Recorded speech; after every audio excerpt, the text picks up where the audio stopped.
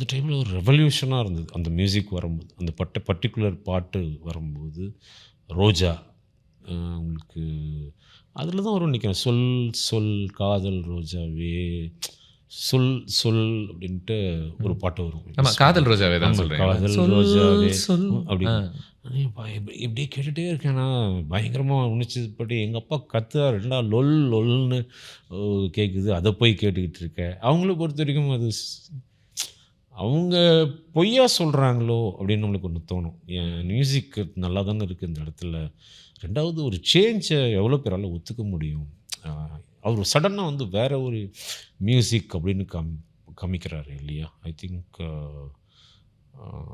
அது எவ்வளோ பேரெல்லாம் ஒத்துக்க முடியும்னு தான் மெயின். ஆமா, அது ஒரு ஜெனரேஷனல் ஷிஃப்ட். ஆமாம், ஷிஃப்ட் அவங்களுக்கு.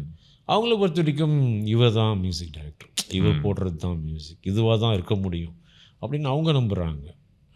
ஸோ அதனால தான் அந்த லொல் லொல் தூக்கி போடுறாரு முதல்ல அப்படின்னு.